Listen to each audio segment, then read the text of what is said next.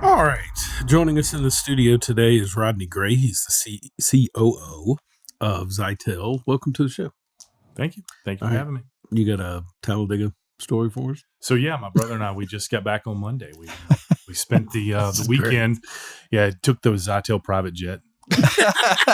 Kidding. There's no ZiTEL private jet. No, Yet. we went to we drove down to Florida. I mean to Atlanta to spend the weekend with my uncle, and then drove over to Talladega to watch the race. And just like you guys said, the first two stages were boring as could be. Where'd you sit? We sat right at the dogleg exit, right? Okay. Just before wow. the start finish line. Yeah. And we were about halfway up, so we got a good view. We could just not see the backstretch, which was just where those two wrecks were at. But the end wreck, because my guy ended up going from 29th to 10th right there right in front of me for the last lap. So I was. Who was that?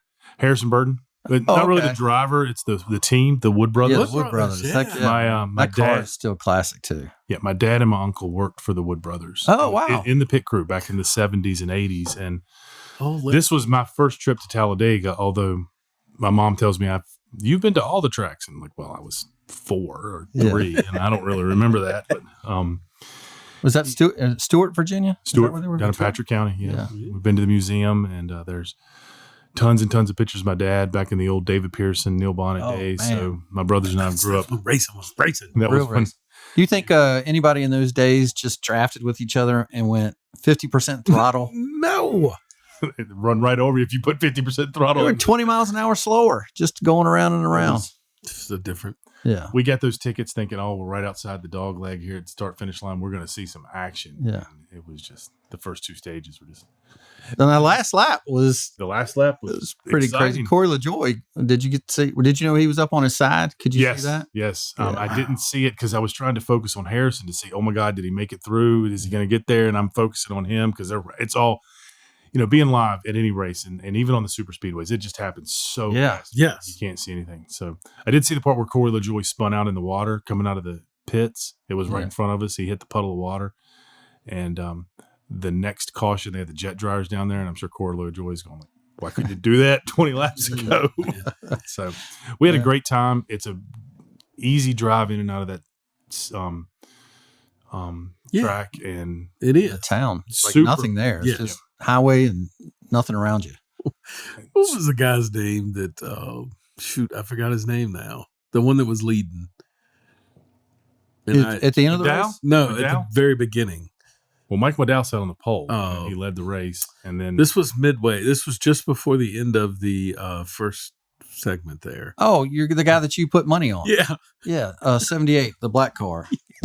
Daggone it. I don't know why I'm missing his name now, but it's not Brendan Gaughan, is it? No. Anyway, he's leading the race. He's not supposed to be up there. And of course, he didn't get the memo that everybody else was half throttle, which is why he ran out of gas. But I had just put $5 on him on FanDuel.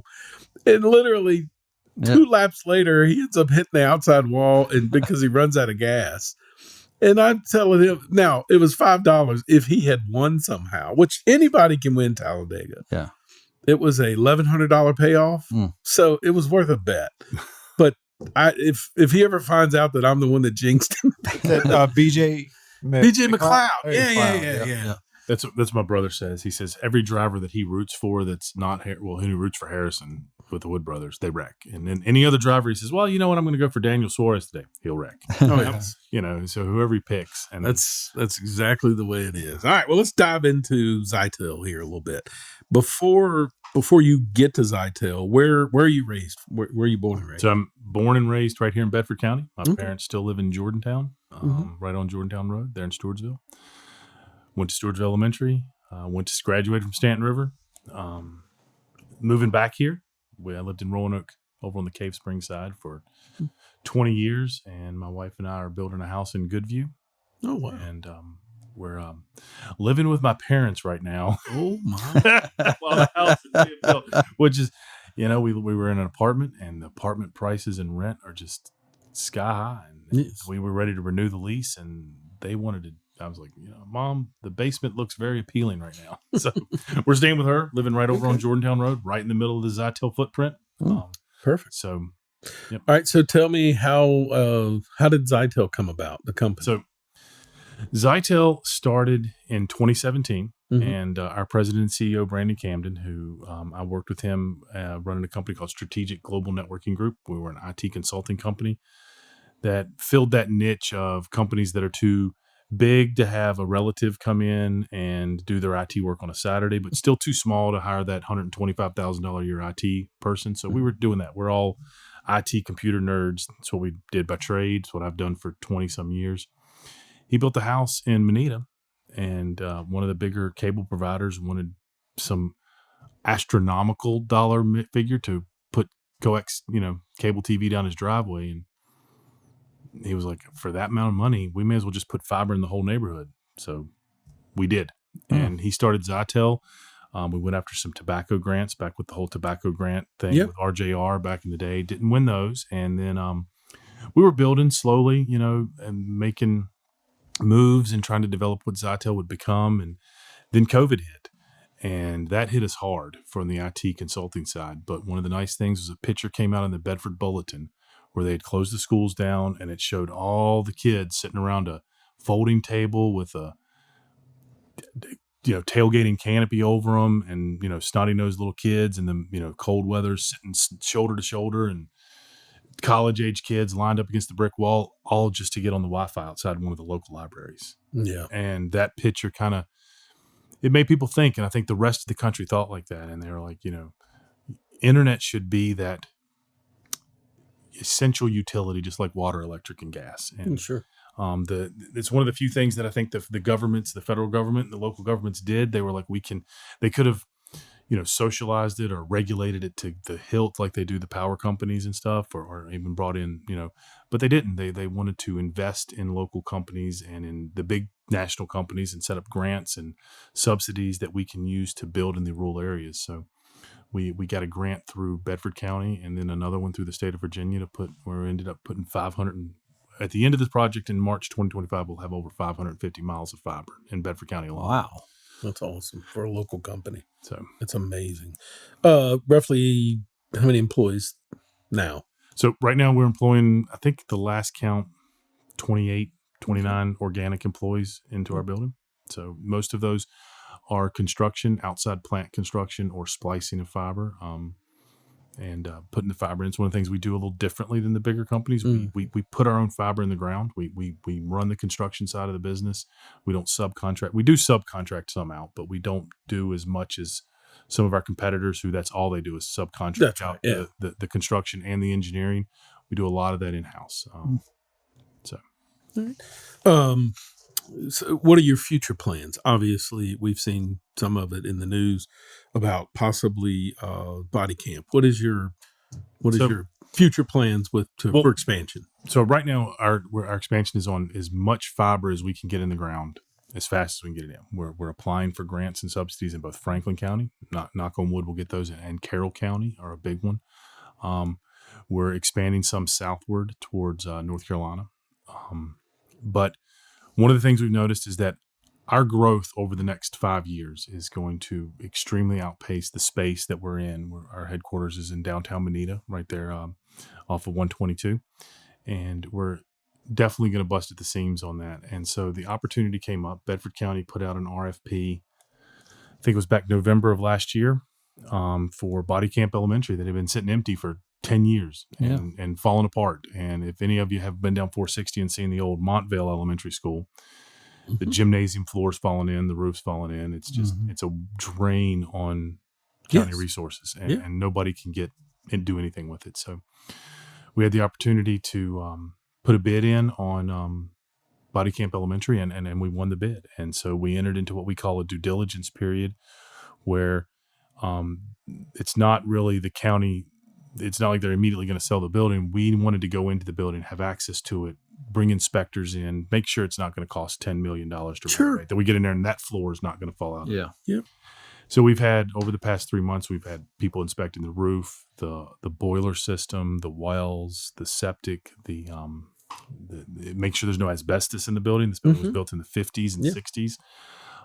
Checking out the gymnasium. All of our employees are super excited about the fact that we may have a gymnasium in our corporate headquarters. So working to get some conceptual designs and conceptual art done of what we can see the building morphing into. So that we have closed that due diligence period and put the ball back in the county's court. Mhm. And now what they need to do is up to them. I think there's some, I can't really, really know what what their process is, Sure. but there's some public hearings that have to happen Yeah. before and get input from the general public. And really, we want to get out there and tell everybody what we're doing and what our plans are for the building. No, it's perfect. Similar situation here. That's how the studio came about and the other buildings. This used to be the town of Bedford's utility, public works. And it had been vacant for 30 years. And we had to go through the same process to purchase the buildings. And like you said, you go through a due diligence process, you go through public hearings, and there was some pushback from certain people in the community, which I think comes with the territory. But the point of it is you've taken a vacant property and you're investing funds in it, and you're making it a vibrant, part of the community now, not to mention a tax revenue for the county. And that's definitely one of the things we want to make everybody aware of. We're not going to turn this into some, private company that's off limits to the public. And we really want to become part of the community. This is right where we want to be. This is right where we're all from. These are our friends or neighbors or relatives. We all live here in Bedford County. It's not like, the building won't be open to the general public. We have plans that are, plans are fluid. They have to be fluid with a project like this, but we want to partner with the community. I noticed they have a sign up that they do a trunk or treat there every year. We'll still gladly host the body camp trunk or treat. And we'll have a table set up, provide free Wi-Fi, free internet, and pass out a ton of candy. By the way, they're your customers, and I would imagine Body Camp is the heart of the county, right? It's in the central location, right in the center. And you want to go, and you're trying to spread your tentacles. Mm-hmm. That's a great spot for you to run to customers. We have great plans. We're gonna keep the gymnasium open. We've got quotes and bids out there to refinish the gymnasium floor, keep it a gymnasium. Some of our employees have talked about starting an AAU league. We'll let Parks and Rec still come in there and use it. We're going to convert one of the classrooms that attached to the gymnasium into a fitness center, and the 2 bathrooms that are attached to the gymnasium turn them into actual men's and women's locker rooms. And, have that available to the community if they want to use it or sign up to use it. And we're talking about some of the 4 classrooms down on the end towards the gymnasium side. We'll have that space stay classroom type space and lease that space out to some adult education type training facilities. Example, we'd put some telephone poles up in the back and sponsor certification courses to come in to teach people and get them certified to climb poles, to gaff poles, and work in the electric space. Mm-hmm. It's a great field. Helps us because that's what we do when we put fiber on the telephone poles, but they don't have to work for us. They can get that certification and go to work for AEP, Southside. Bedford Electric. So we've got, and we want to get community input. We want to hear from the community about what they would like to see. There are aspects of the building that we want that will be our corporate headquarters and research center. And, we've talked about putting a data center in there and hosting a microcosm of what AWS does, but right here in Bedford County, and in 5 years, we project we could have 30, 40, 50 high-paying, high-tech jobs that you don't have to go to Roanoke and Lynchburg for. They're right there in Body Camp. And we all the money that we'll invest in this building, it'll be invested locally, local contractors that we get, local people in Bedford County. So we're spending our money to renovate this building and get it, back up to worth a lot of money and money that we'll be paying, worth money that we'll be putting in the tax coffers. Oh, that's awesome. So what are the, I'm curious, in the internet side there, what are some of the biggest obstacles that you find? I would imagine technology is changing so rapidly. How does ZiTEL keep up with some of those challenges? So lots of research. But one of the nice things about fiber is that fiber that we put in the ground is literally the same fiber that was put in the ground back in the 70s and 80s when NASA invented fiber optic cable. No kidding. There's not much difference in it, more strands, tighter spun, different things like that, but it's the same fiber. The speeds of fiber optic cable, the top end of that has yet to be achieved. They're still lab testing things in Switzerland or wherever they do those crazy tests and That's what Woody does back there. Doing it right now. Pushing buttons right now to It's, get it to work faster. develop they can't develop electronics fast enough, and then the point is they keep the electronics cool. Mm-hmm. They can transmit as much data across that fiber as they can push it. Haven't found the top end yet. Whereas all this copper that's in the ground from the 1950s and earlier, that copper it's met its max. They cannot get any more speeds out of it. So that's the nice thing for us. The challenge is we'd have to do a lot of research, and the electronics that are on the either end of that fiber, we have to make sure we stay on top of the game. We're researching right now to switch over what they call XGS-PON. Mm-hmm. XGS-PON is the 10 gig. So residential internet at 10 gig speeds, which is, I look back at my computer world and think, oh my God, I had a full meg of internet. There's never need anything faster than that. Now we're talking about 10 gig speeds up and down. It's similar to TV, right? Yeah. I see something that was produced in 2000 and I think, how did we even watch it? Like you could barely see the graphics, but even then it was great. Now, like if you watch Terminator now, when I was a kid, I thought Terminator was like the coolest thing ever. How did they do that? Now you watch it and like you watch it with one of your kids and they're like, really? Right. You thought this was cool? Exactly. So I would imagine in your world, speed is everything, right? What's vital that people don't understand is the economic development side of it.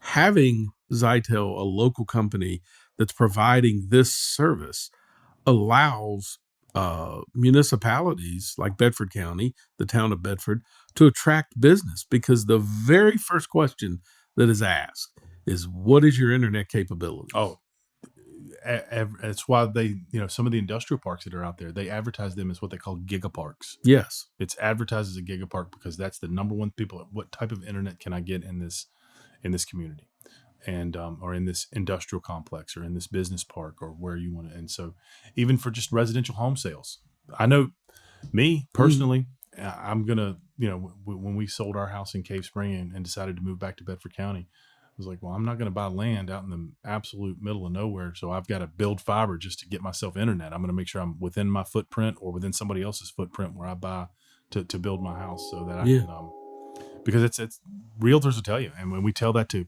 customers that we talk to, getting the fiber run to your house, it's going to increase the value of your home, because now you have the capabilities that it's open to market.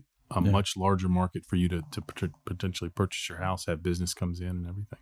You both might be able to answer this because I don't know. But when you're laying out a development, I mean, is internet something that how does that work? So Rodney, I'm a engineer. I design subdivisions, that type of thing. So no, actually we'll, honestly, all we do is water and sewer, if there is sewer available. But the only thing we do is a 15-foot public utility easement, and we just know that power and cable and telephone would get put into that easement. We'd never think about fiber optic and how we get that to what's the difference in speed. And I don't mean to sound ignorant, and if you laugh at me, I'm sorry, but what's the difference between a fiber optic line service for cable or for the internet versus Xfinity or Comcast or like a traditional cable internet? So the coax systems, they're gonna they use what they call a DOCSIS 3.1 modem for the copper cable, and there's just limitations. There's limitations about the bandwidth that can be reduced, and right now you can get a gig circuit from one of those coax cable providers, but it's a gig download, and you're maxed out at 25 meg upload. There's been advertisements and all the talks from all the cable providers. We've got DOCSIS 4.0 coming, DOCSIS 4. It's in my opinion, it's a pipe dream that's just never going to work. Fiber is the only future to internet that's going to last. The fiber we put in the ground's got a lifespan of about 50 years, and then we'll have to work towards replacing it just because of degradation. But the copper, it's all about the limitations for the speed that you're going to get. And so because of those limitations for speed, you see things, because everybody's realizing that before it was like, how fast can I download the latest video game? How fast can I download this and all this? But now as we transition, and everybody realized from the pandemic that people can work from home, they can telecommute, and they can be just as productive. And that upload speed with your Zoom meetings, you're passing data back and forth from work, all the kids that are taking online classes now and work from home, that upload speed is just as important as your download speed. That matters. And the only place you're going to get a synchronous circuit is with a fiber connection.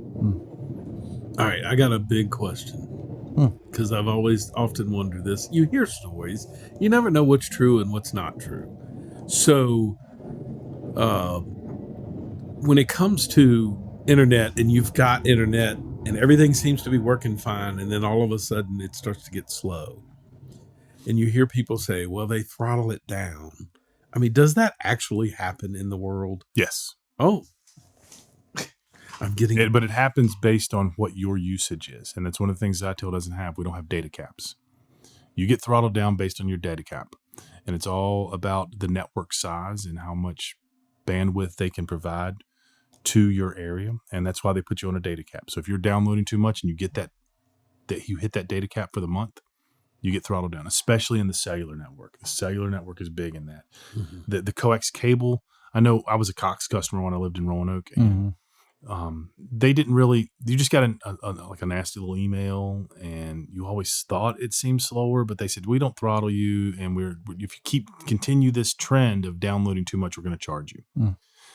I never got charged, but I didn't, download a ton of content off the internet to download it and get it down on my computer. So, and streaming TV when I was in Roanoke, streaming was just still kind of taking off. We still had Cox cable TV. Yeah. But that's one thing, we have no data caps with ZiTEL. You can download, as I tell our customers when we sign up, you can download the entire contents of the Library of Congress and watch every Netflix show, including The Sopranos.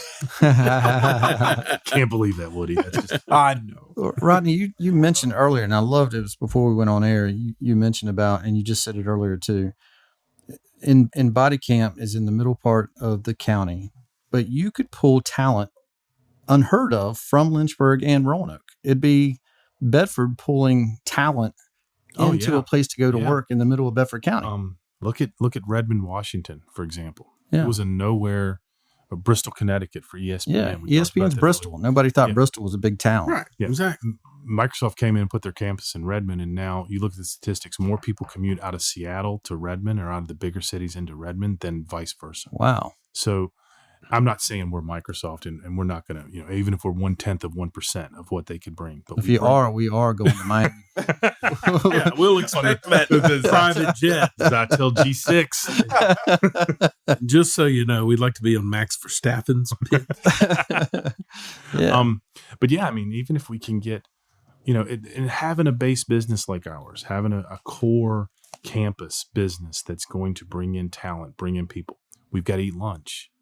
We've got to go and we got to run out to the, most people pick a doctor or a dentist based on where they're working because they can run out there during their lunch hour. And that brings that economic development and the growth to an area that you're not going to get when you have a resource like this that's just either going to sit empty or become something that's not profitable or beneficial to the entire community in general. I hate to sound ignorant, but we talked about you coming on last week, and you had said something about a controversy. This sounds like, how could there be any controversy at all about this? Well, it sounds fantastic. Just like whenever you're doing things, again, the RFP was put out. They answered the RFP, and then you get a phase where you're working with, in this case, ZiTEL, and then there gets to be people that want to stir the pot. Yeah, that's the way I look at it. And so there's a separate group that doesn't want to see this, and they would rather have it be a community center for the community.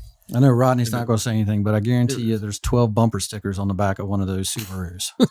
I'm just saying. It has to be, right? Listen, and it's always, you're right, but it's always, people want something, this was the same thing with this building. We had the same problem. They didn't want, luckily, the town did the RFP properly, which is, they said it's not going to be based off price. It's going to be based off who's going to bring a tax base and renovate and make the space, relevant. Because they didn't want, because somebody can come in and buy it and make it storage, right? Yeah. Or just leave it vacant. And so it's not just a price thing. You want to know, what are you going to do with it? Yeah. And you've got phenomenal plans with it. And having someone come in later on, it sounds good to the public, but just understand, you've got a lot of time and effort invested into this. We've put 90 days in and out with quotes and stuff, and almost all Bedford County vendors, Bedford County contractors, Bedford County personnel, our engineers right here in downtown Bedford, our excavator contractor that we're going to use is right based out of Goodview. That's who we want to use. All the money we're going to spend to renovate this building are going to go back into Bedford County and Bedford County businesses and all of our friends and neighbors that live here. Whereas you let a nonprofit take possession of this building and they build a community center using federal grant dollars. Those federal grant dollars come with a lot of strings. Sure. So the cost to renovate this building that we have developed, which could be anywhere from about $500,000 to $500,000, it could now be $1.5, $1.6 million to cost to build, and you're going to have all the vendors that are federal government approved that have to come out of Culpeper or Fairfax or wherever to come here and work in Bedford County to get this done. Sure. And then it's the operational expense to keep it running. We have private dollars, we have revenue coming in from the community, and we will employ the community members and we'll keep this building running every year. And nonprofits are going to have to go back to the government coffers every year for those operational expenses. Yeah. So here's an example: the boilers in this building, which are still functional.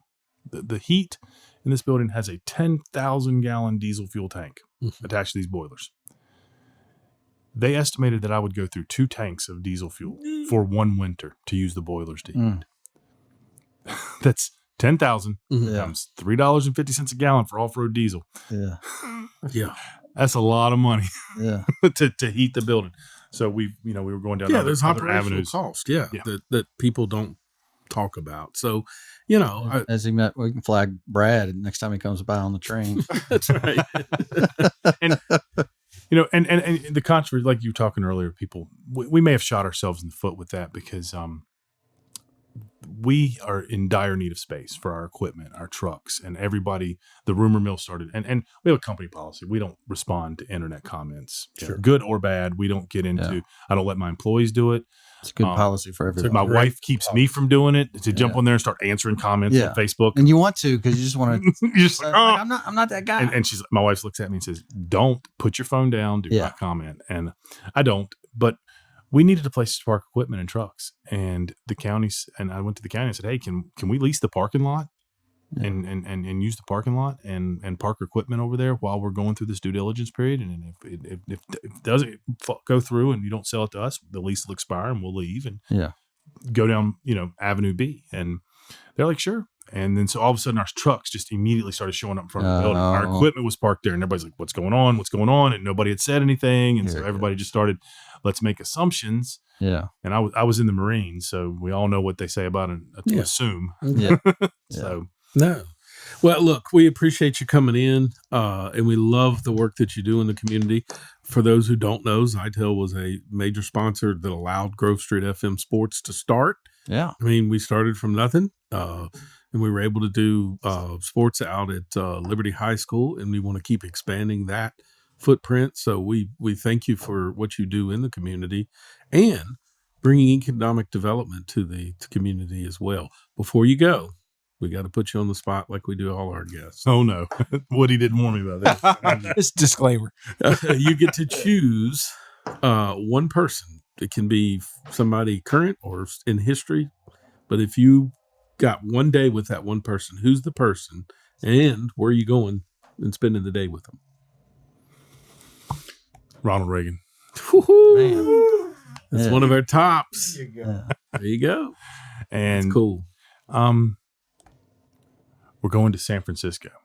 Current day San Francisco. Oh man. I want him to see what it's become. Yeah.